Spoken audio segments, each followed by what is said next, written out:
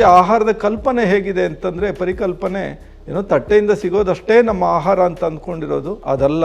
ವಿಶ್ವ ಆರೋಗ್ಯ ಸಂಸ್ಥೆ ಪ್ರಕಾರ ಮನುಷ್ಯನಿಗೆ ಬೇಕಾಗಿರೋ ಉಪ್ಪು ಗರಿಷ್ಠ ಉಪ್ಪು ದಿನಕ್ಕೆ 5 ಗ್ರಾಮು, ಆದರೆ ಬಳಕೆ ಆಗ್ತಾ ಇರೋ ಸರಾಸರಿ ಉಪ್ಪು 15 ಗ್ರಾಮ್. 15 ದಿನಗಳಲ್ಲಿ ಇಲ್ಲಿ ಬಂದಾಗ 520 ಇದ್ದಿದ್ದು ಇಲ್ಲಿಂದ ಹೋಗೋಷ್ಟೊತ್ತಿಗೆ 100 ಬಂತು ಫಾಸ್ಟಿಂಗ್. ಸೊ ಪ್ರತಿ ತಿಂಗಳು ಮಾನಿಟರ್ ಮಾಡಿ HbA1c ಅಂತ ಅವ್ರಿಗೊಂದು ಪೋಸ್ಟ್ ಪ್ರೋಗ್ರಾಮ್ ಗೈಡೆನ್ಸ್ ಕೊಟ್ಟು ವಿತಿನ್ 6 ಮಂತ್ಸ್ HbA1c 16 ಪಾಯಿಂಟಿಂದ 5.8 ಬಂತು. ವಿಶೇಷವಾಗಿ ಸೂರ್ಯನ ಬೆಳಕು ಡಯಾಬಿಟಿಸ್ ಕಂಟ್ರೋಲ್ ಮಾಡೋಕ್ಕೆ, ಡಯಾಬಿಟಿಸ್ ವಾಸಿ ಮಾಡೋಕ್ಕೆ ಸೂರ್ಯನ ಬಿಸಿಲು ಬೇಕು ನಮಗೆ. ಕಾರಣ ಬಹಳ ಇಂಪಾರ್ಟೆಂಟ್. ನಾವು ಕಾರಣಗಳು ಹುಡುಕ್ತಾ ಹೋಗ್ತೀವಿ. ಯಾವ ಆಹಾರ, ಯಾವ ಜೀವನ ಶೈಲಿ ಅವ್ರಿಗೆ ಈ ಕಾಯಿಲೆ ತಂದು ಕೊಟ್ಟಿದೆ.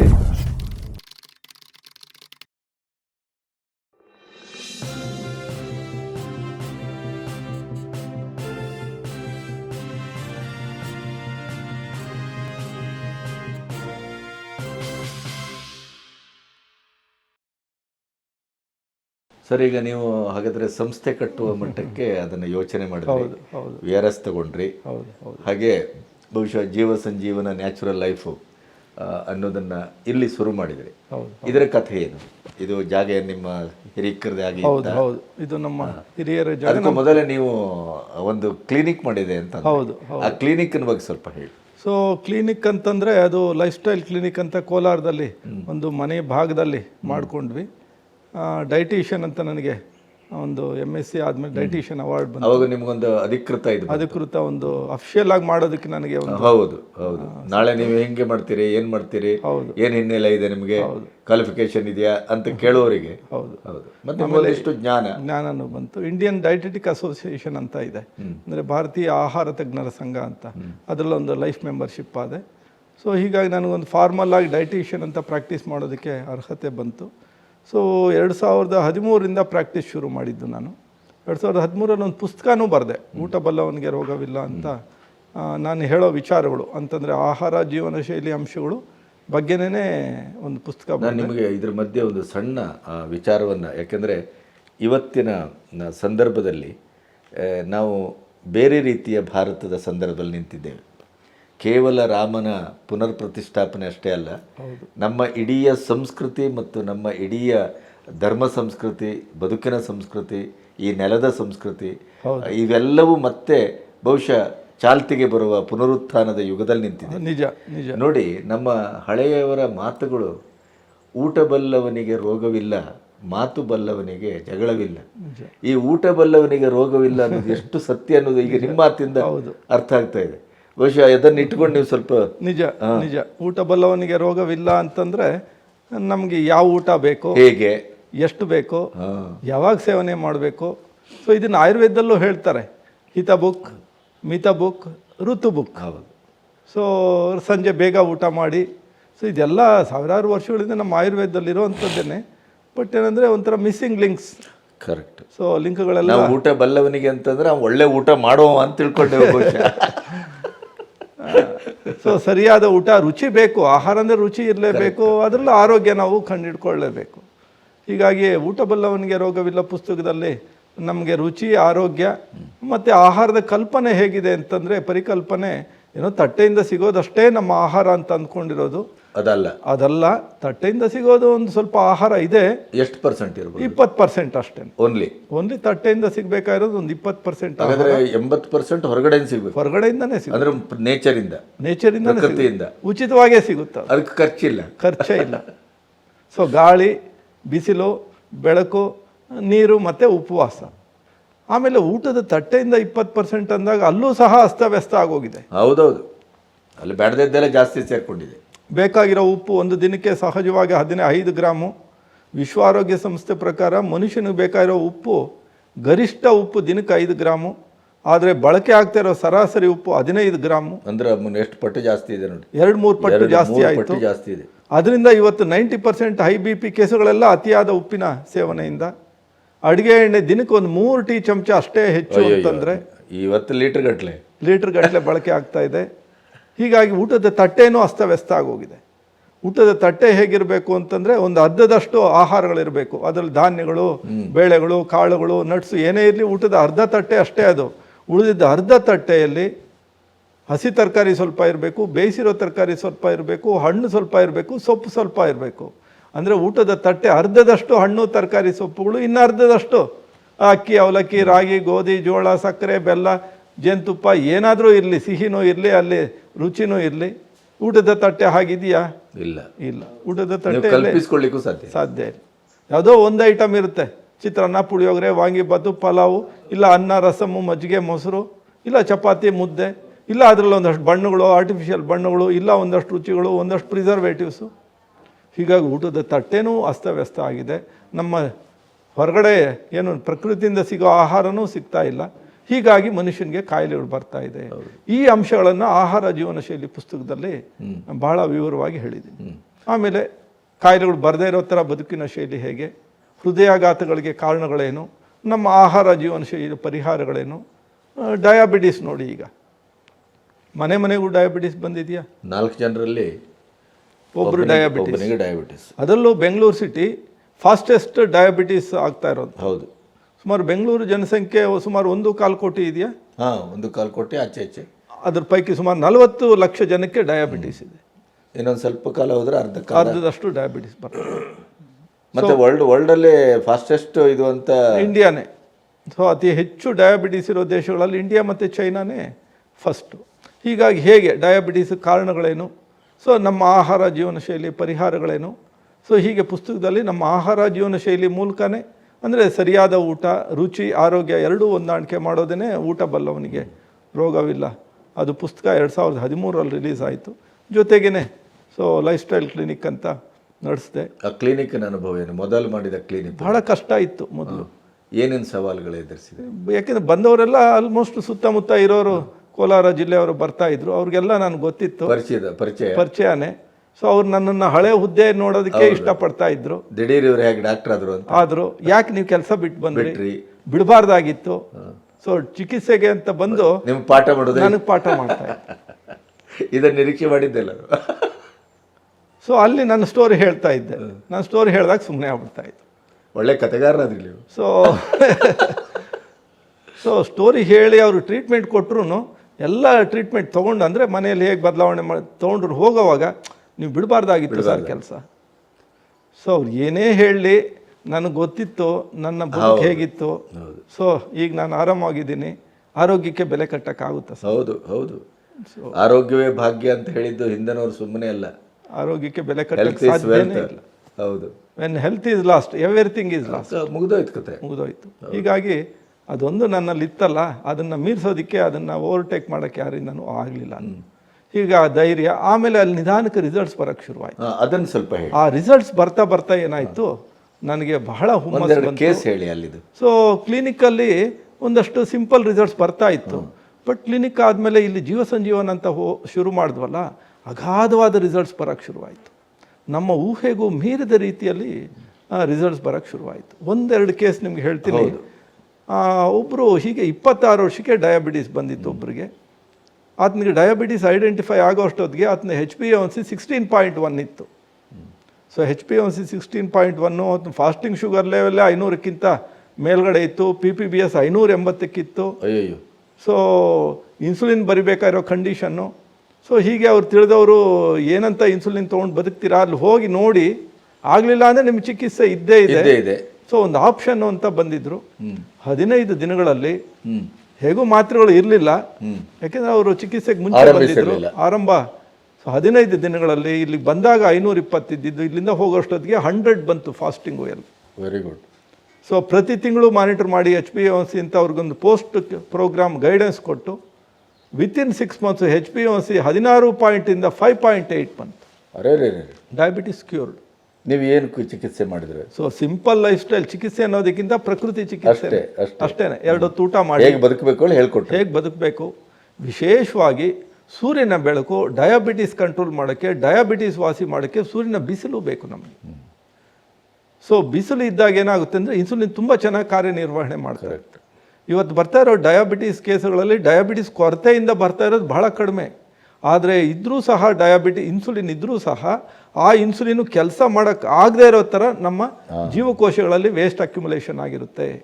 ಜೀವಕೋಶಗಳಲ್ಲಿ ಸರಬರಾಜು ಆಗ್ತಾ ಇಲ್ಲ. ಜೀವಕೋಶ ಪೊರೆ ಬ್ಲಾಕೇಜ್ ಆಗೋಗಿದೆ. ಜೀವಕೋಶ ಪೊರೆಯಲ್ಲಿ ಇನ್ಸುಲಿನ್ ದಾರಿಗಳು ಅಂತ ಇದೆ. ಅಂದರೆ ಇನ್ಸುಲಿನ್ ಹೋಗೋದಕ್ಕೆ ಒಂದು ವಿಶೇಷವಾದ ದಾರಿಗಳಿದೆ, ಇನ್ಸುಲಿನ್ ರಿಸಿಪ್ಟರ್ಸ್ ಅಂತ. ಸೊ ಇನ್ಸುಲಿನ್ ಇದ್ದರೂ ಸಹ ಆ ಇನ್ಸುಲಿನ್ ದಾರಿಗಳು ಮುಚ್ಕೊಂಡಿರೋದ್ರಿಂದ ತಿಂತಾ ಇರೋ ಎಣ್ಣೆ, ಉಪ್ಪು, ಸಕ್ಕರೆ, ಬಣ್ಣಗಳು, ರುಚಿಗಳು ಪದೇ ಪದೇ ತಿಂತಾ ಇರೋದು, ಸೂರ್ಯನ ಬೆಳಕು ಬಿಸಿಲು ಇಲ್ಲದೆ ಇರೋದ್ರಿಂದ ಸೊ ಸೆಲ್ ಮೆಂಬ್ರೈನ್ ಬ್ಲಾಕೇಜ್ ಆಗಿದೆ, ಅದನ್ನು ಕ್ಲಿಯರ್ ಮಾಡಿ. ಆ ಸೆಲ್ ಮೆಂಬ್ರೈನ್ ಬ್ಲಾಕೇಜ್ ಆಗಿರೋದಕ್ಕೆ ಕಾರಣಗಳನ್ನು ನಾವು ಮೂಲದಲ್ಲೇ ಪರಿಹಾರ ಕೊಟ್ಟರೆ ಡಯಾಬಿಟಿಸ್ ಕಾಯಿಲೆನೆಲ್ಲ. ಸೊ ಡಯಾಬಿಟಿಸ್ ಕಂಪ್ಲೀಟ್ಲಿ ವಾಸಿ ಆಯಿತು. ತೀರಾ ಇತ್ತೀಚೆಗೆ 1-2 ತಿಂಗಳಿಂದ ತುಮಕೂರಿಂದ ಬಂದಿದ್ದರು. ಅವರು ಬಂದಾಗ 30 ಯೂನಿಟ್ ಇನ್ಸುಲಿನ್ ತೊಗೊತಾ ಇದ್ದರು. 30 ಯೂನಿಟ್ ಇನ್ಸುಲಿನ್ಗೆ ಅವ್ರಿಗೆ ಶುಗರ್ ಲೆವೆಲ್ ಎಷ್ಟಿತ್ತು ಅಂದರೆ 350 ಮೇಲಿತ್ತು. ಕಾಲಲ್ಲಾಗಿರೋ ಗಾಯ ವಾಸಿ ಆಗದೆ ಕೀವು ಸೇರಿಕೊಂಡು ಕೀವು ಹಿಡ್ಕೊಂಡು ಸೋರ್ತಾ ಇತ್ತು. ನಿಲ್ಲಕ್ಕಾಗ್ತಾ ಇರಲಿಲ್ಲ, ನಡೆಯೋಕ್ಕಾಗ್ತಾ ಇರಲಿಲ್ಲ. ಅವ್ರಿಗೆ ಎಷ್ಟು ಭಯ ಬಂದಿತ್ತು ಅಂತಂದರೆ ಇನ್ನು ಗ್ಯಾಂಗ್ರೀನ್ ಆಗುತ್ತೆ, ಪಾದ ಕಟ್ ಮಾಡ್ತಾರೆ ಅನ್ನೋಷ್ಟು ಮಟ್ಟಿಗೆ ಭಯ ಬಂದಿತ್ತು. ಯಾಕೆಂದರೆ ಇನ್ಸುಲಿನ್ ಇದೆ, ಮಾತ್ರೆ ಇದೆ, ಆದರೂ ಶುಗರ್ ಲೆವೆಲ್ 350 ಮೇಲಿದೆ. ಇಲ್ಲಿ ಗಾಯ ದಿನೇ ದಿನೇ ಜಾಸ್ತಿ ಆಗ್ತಾಯಿದೆ. Magical treatment with sun treatment. ಬೆಳಗಿಂದ ಸಂಜೆವರೆಗೆ ನೀವು ಬಿಸಿಲಲ್ಲಿ ಕೂತ್ಕೊಳ್ಳಿ, ಕಾಲು ಬಿಸಿಲಿಗಿಡಿ. ನೀವು ಬಿಸಿಲಲ್ಲಿ ಕೂತ್ಕೊಳ್ಳಿ, ನಿಮ್ಮ ಮುಖ ತಲೆ ಬಿಸಿಲು ಸುಡೋದು ಬೇಡಿ, ಕಾಲು ಬಿಸಿಲಿಗೆ ಇಟ್ಕೊಳ್ಳಿ. ನಿಮ್ಮ ಮುಖ ತಲೆ ನೆರಳಲ್ಲಿರಲಿ, ಕಾಲು ಬಿಸಿಲಲ್ಲಿ. ಸೊ ಅದು ಪ್ರಕೃತಿ ಚಿಕಿತ್ಸೆ. ಆಮೇಲೆ ಊಟ ಸಿಂಪಲ್ಲಾಗಿ 2 ಊಟ ಕೊಟ್ವಿ, ಎಣ್ಣೆ ಕಡಿಮೆ ಮಾಡಿದ್ವಿ, ಉಪ್ಪು ಕಡಿಮೆ ಮಾಡಿದ್ವಿ. ತೀರಾ ಮಧ್ಯಾಹ್ನ ಹಶು ಒಂದೇ ಸ್ವಲ್ಪ ಲೈಟಾಗಿ ಸಲಾಡು ಈ ಥರ ಕೊಟ್ವಿ. Magical treatment. ನಾವು ಅಷ್ಟು ಬೇಗ ಆಗುತ್ತೆ ಅಂದ್ಕೊಂಡಿರಲಿಲ್ಲ. ಒಂದು 15 ದಿನದಲ್ಲಿ ಗಾಯ ಸಂಪೂರ್ಣ ವಾಸಿ ಆಯಿತು ವಿತೌಟ್ ಇನ್ಸುಲಿನ್. ನೋಡಿ, ಇನ್ಸುಲಿನ್ ಇಲ್ಲ, ಮಾತ್ರೆ ಇಲ್ಲ, BP ಮಾತ್ರೆ ಇತ್ತು, ಅದನ್ನು ಬಿಟ್ಟರು. ಒಂದೇ ಒಂದು ವಾರಕ್ಕೆ ಅವ್ರಿಗೆ ಎಷ್ಟು ಇನ್ಸ್ಪೈರ್ ಆಯಿತು ಅಂತಂದರೆ, ಸರ್ ನಮ್ಮ ಮನೆಯವ್ರು ಕಲಿಬೇಕು, ಅವ್ರನ್ನ ಕರ್ಸ್ಕೊತೀನಿ, ಅವ್ರಿಗೂ 2 ಶುಗರ್ ಮಾತ್ರೆ ಇದೆ ಅಂತಂದರು. 1 ವಾರದ ನಂತರ ಅವ್ರ ಮನೆಯವ್ರು ಬಂದರು, ಅವ್ರಿಗೂ ಇನ್ಸುಲಿನ್ ಬಿಟ್ಟರು, ಅಲ್ಲ ಅವ್ರಿಗೂ ಮಾತ್ರೆ ಬಿಟ್ಟರು, ಅವ್ರ ಶುಗರ್ ನಾರ್ಮಲ್ ಆಯಿತು. ಸೊ ಅವ್ರ ವೈಫು ಕಲ್ಕೊಂಡ್ರು. ಆಹಾರ ಇಲ್ಲಿ ಸಿದ್ಧಪಡಿಸೋ ವಿಧಾನಗಳು ಹೇಳ್ಕೊಡು. ಅದೇ ಕಡಿಮೆ ಮಾಡಿ, ಉಪ್ಪು ಕಡಿಮೆ ಮಾಡಿ, ಎಣ್ಣೆ ಕಡಿಮೆ ಮಾಡಿ ಅಂದ್ರೆ ರುಚಿ.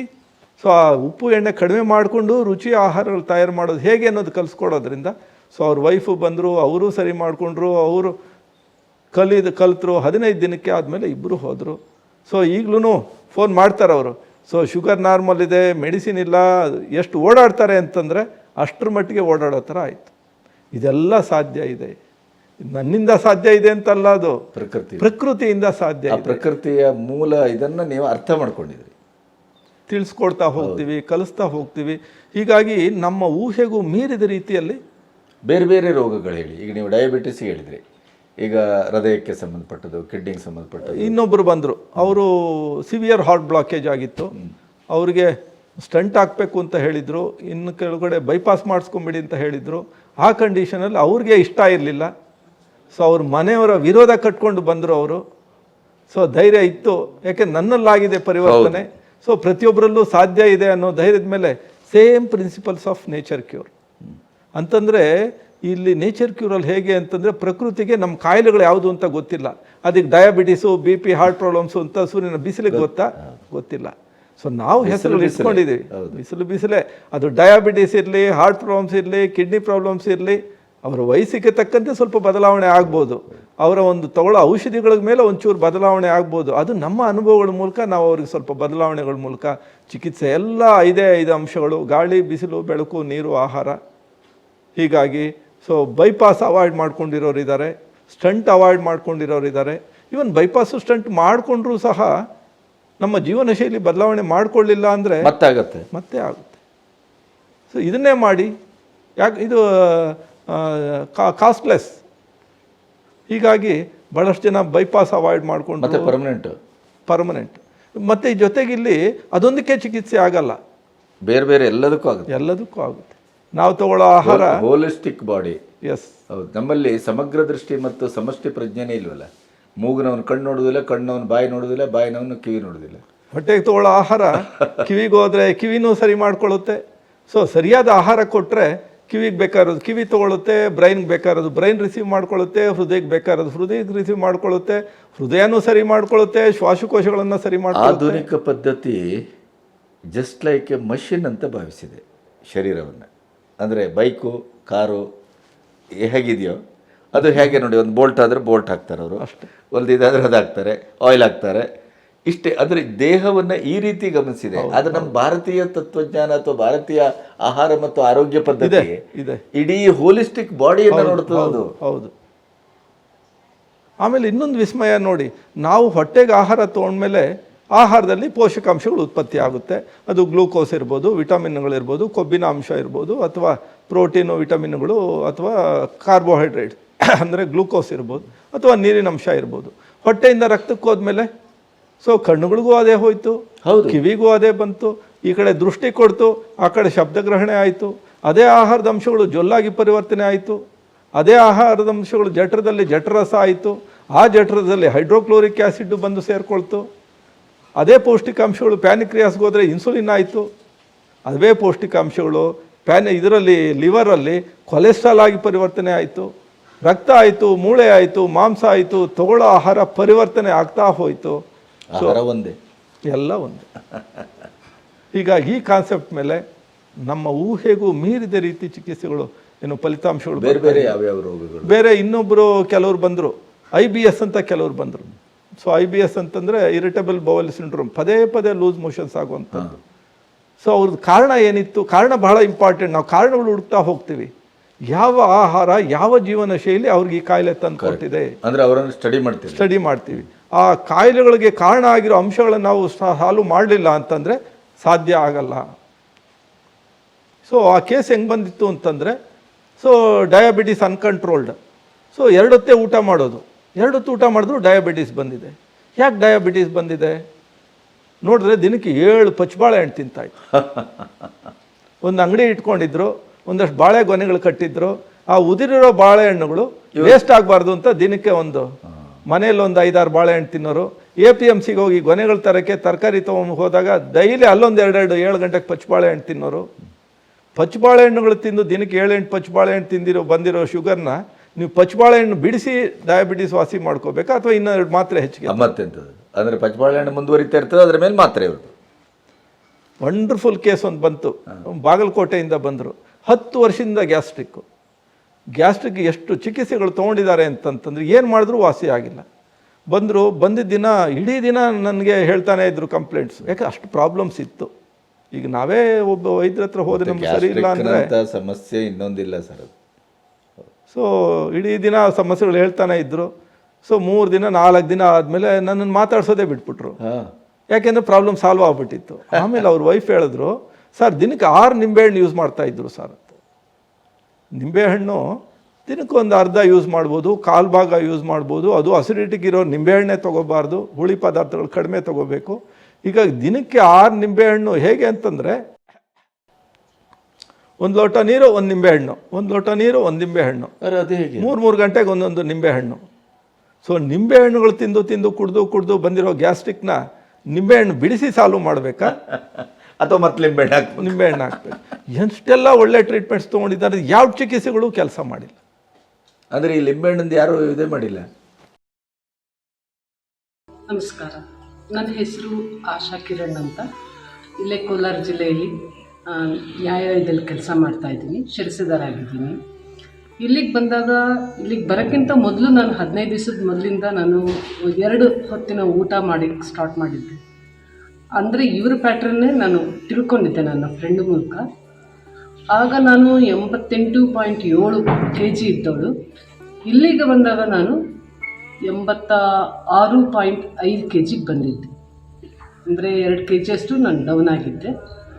ಇಲ್ಲಿಗೆ ಬಂದಾದ ಮೇಲೆ ಇದು 4ನೇ ದಿನ ನಾವು ಬಂದು ಒಂದೊಂದು ದಿನಕ್ಕೂ 1 kg ಇಳಿದಿದ್ದೀನಿ. ಈಗ ನನ್ನ ವೆಯ್ಟು 84.2 ಬಂದಿದೆ. ಇದರಿಂದ ಇದು ನಿಜವಾಗ್ಲೂ ಪ್ರತಿಯೊಬ್ಬರೂ ಅನುಭವಿಸ್ಬೇಕಾಗಿರೋವಂಥ ಜಾಗ. ಎಲ್ಲರೂ ಊಟ ಮಾಡ್ತಾರೆ, ಎಲ್ಲ ಮನುಷ್ಯರಿಗೂ ಊಟ ಬೇಕು. ಆದರೆ ವಿಧವಾಗಿ ತಿಂದು ನಮ್ಮ ಆರೋಗ್ಯನ ನಾವೇ ದುಡ್ಡು ಕೊಟ್ಟು ಹಾಳು ಮಾಡ್ಕೊಳ್ತಾ ಇದ್ದೀವಿ. ಪ್ರತಿಯೊಬ್ಬರು ಇಲ್ಲೊಂದು ಸತಿ ಬಂದು ನೀವೇ ಹೇಳ್ಬೋದಲ್ಲ, ಅಲ್ಲ ನೀವೇ ಪ್ರಾಕ್ಟಿಕಲ್ಲಾಗಿ ಬಂದು ಅನುಭವಿಸಿದ್ರೇ ಈ ಜಾಗ ನಿಮಗೆ ಚೆನ್ನಾಗಿರುತ್ತೆ. ನಿಮ್ಮ ಆರೋಗ್ಯನ ನೀವು ಕಾಪಾಡ್ಕೋಬೋದು, ಎಲ್ಲ ರೋಗಮುಕ್ತದಿಂದ ವಾಸಿ ಆಗಬಹುದು. ಎಲ್ಲರಿಗೂ ನಮಸ್ಕಾರ. ನನ್ನ ಹೆಸರು TS ಮಂಜುನಾಥ ಅಂತ. ನಾನು ಶಿಕ್ಷಕನಾಗಿ ಕೋಲಾರ ತಾಲೂಕಿನ ದೊಡ್ಡವಲ್ಬಿ ಅನ್ನುವಂಥ ಸ್ಥಳದಲ್ಲಿ ಶಿಕ್ಷಕನಾಗಿ ಕೆಲಸ ಮಾಡ್ತಾಯಿದ್ದೀನಿ. ಮೊದಲನೇದಾಗಿ ನಾನು ಇಲ್ಲಿ ಬರಬೇಕು ಅಂತ ಯೋಚನೆ ನನಗೆ ಮೊದಲು ಗೊತ್ತಿದ್ದರೂ ನಾನು ಸೋಮವಾರ ತಂದಿನ ನಾನು ಬರಲಿಲ್ಲ.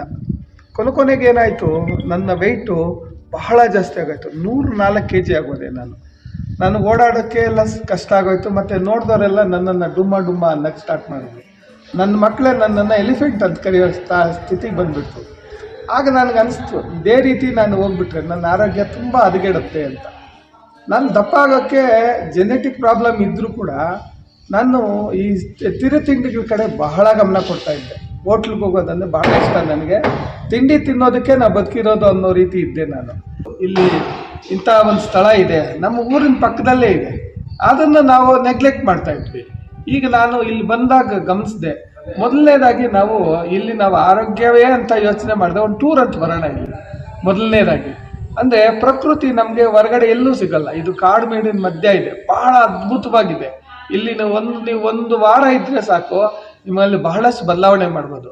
ಎರಡನೇದಾಗಿ ಆರೋಗ್ಯ ಸಮಸ್ಯೆಗಳು ಇಲ್ಲಿ ಬಂದಾಗ ನಮ್ಗೆ ಗೊತ್ತಾಗುತ್ತೆ. ಎಷ್ಟೋ ಜನ ಪಾಪ ಶುಗರು BP ಅಂತೇಳಿ ಬರ್ತಾರೆ.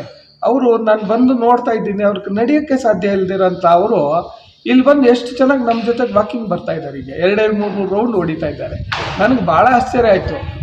ಕೇವಲ ಒಂದು ಫುಡ್ಡಿಂದ ಇಷ್ಟೆಲ್ಲ ಬದಲಾವಣೆ ಆಗುತ್ತಾ ಅನ್ನೋದು ನನಗೆ ಭಾಳ ಆಶ್ಚರ್ಯವಾಗಿದೆ. ಮತ್ತು ಇಲ್ಲಿನ ಆಹಾರ ಪದ್ಧತಿ ಏನಂದರೆ ಎಲ್ಲ ರಾ ಫುಡ್ಸು, ಜಾಸ್ತಿ ಯಾರು ಬೇಯಿಸೋದಿಲ್ಲ. ಇಲ್ಲಿನ ಫುಡ್ಡು ಮೊದಲು ತಿಂದಾಗ ಏನಪ್ಪ ಹಿಂಗಿದೆ ಅನಿಸುತ್ತೆ. ಯಾಕಂದರೆ ನಮಗೆ ರುಚಿಯಾಗಿ ತಿಂದುಬಿಟ್ಟು ನಮಗೆ ಈಗ ಹೊಸದಾಗಿ ಬಂದಾಗ ಒಂದು ತಡ ಅನಿಸುತ್ತೆ. ಅದೇ ಇವತ್ತು 4ನೇ ದಿನ ನಾನು ಲಕ್ಷಣವಾಗಿ ತಿಂತಾಯಿದ್ದೀನಿ. ನನಗೆ ಯಾವುದೇ ರೀತಿ ಸಮಸ್ಯೆ ಇಲ್ಲ. ಮತ್ತು ನಾನು ಈಗಾಗಲೇ 4 kg ಇಳಿದಿದ್ದೀನಿ. ಈಗ ಸೆಂಚುರಿ ಹೊಡೆದವನು ಈಗ 99ಗೆ ಬಂದಿದ್ದೀನಿ, 99, 98ಗೆ ಬರ್ತಾ ಇದ್ದೀನಿ. ಅಂದರೆ ಇದರಿಂದ ಒಂದೇನಂದರೆ ನಾವು ಗಮನಿಸಬೇಕಾಗಿರೋದು, ನಮ್ಮ ಹತ್ತಿರದಲ್ಲಿ ಎಲ್ಲೋ ಫಾರಿನ್ಗೆ ಹೋಗಿ ಅಲ್ಲೋಗಿ ಇಲ್ಲೋಗಿ ಲಕ್ಷಾಂತರ ರೂಪಾಯಿ ಖರ್ಚು ಮಾಡ್ಕೊಳ್ಳೋ ಅವಶ್ಯಕತೆ ಇಲ್ಲ. ಇಲ್ಲಿ ಬಂದರೆ ಒಳ್ಳೆ ಉತ್ತಮವಾದ ಆರೋಗ್ಯ ಸಿಗುತ್ತೆ. ಮತ್ತು ಅಂಥ ಹೆಚ್ಚಿನ ದುಡ್ಡು ಖರ್ಚಿಲ್ಲ ಇಲ್ಲಿ. ಅದು ಮೇಯ್ನ್. ಎಕನಾಮಿಕಲಿನೂ ನಾವು ನೋಡಿದಾಗ ಭಾಳ ಕಡಿಮೆ ಇದೆ ಇಲ್ಲಿ. ಮತ್ತು ಇನ್ನೊಂದೇನೆಂದರೆ ಇಲ್ಲಿ ಬಂದಾಗ ನಾವು ಎಷ್ಟು ಸಂತೋಷವಾಗಿರ್ತೀವಿ ಅನ್ನೋದನ್ನು ಇಲ್ಲಿ ಫ್ರೆಂಡ್ಸ್ ಆಗೋದು, ಇಲ್ಲಿನ ವಾತಾವರಣ, ಇಲ್ಲಿನ ಒಂದು ಮಿಂಗಲ್ನೆಸ್ಸು, ಪ್ರಕೃತಿ, ಇಲ್ಲಿನ ನವಿಲು, ಇಲ್ಲಿನ ಮೊಲಗಳು ಅವನ್ನೆಲ್ಲ ನೋಡಿದಾಗ ನಾವು ಯಾವ ಟೂರು ಲಕ್ಷಾಂತರ ರೂಪಾಯಿ ಕೊಟ್ಟು ಫಾರಿನ್ ಟೂರ್ ಹೋಗೋ ಅವಶ್ಯಕತೆನೇ ಇಲ್ಲ. ಇಲ್ಲಿಗೆ ಬಂದರೆ ಸಾಕು. ದಯವಿಟ್ಟು ಇಂಥ ಒಂದು ವಿಡಿಯೋಗಳು ನೋಡಿ, ಇದ್ರ ಬಗ್ಗೆ ಯೂಟ್ಯೂಬ್ ನೋಡ್ರಿ. ನಿಮ್ಗೆ ಆದಷ್ಟು ಒಂದು 7 ದಿನ ನಮ್ಮ ದಿನಗಳೆಲ್ಲ ಬಿಡು, ನನಗೋಸ್ಕರ ಬದುಕೋಣ ಅನ್ನೋ ಉದ್ದೇಶದಲ್ಲಿ ನೀವು ಬಂದಿದ್ದೇ ಆದರೆ ಬಹಳ ಉತ್ತಮವಾಗಿರುತ್ತೆ. ದಯವಿಟ್ಟು ನೀವೆಲ್ಲ ಬನ್ನಿ ಅಂತ ನಾನು ಕೇಳ್ಕೊಳ್ತಾ ಇದ್ದೀನಿ. ನಮಸ್ಕಾರ.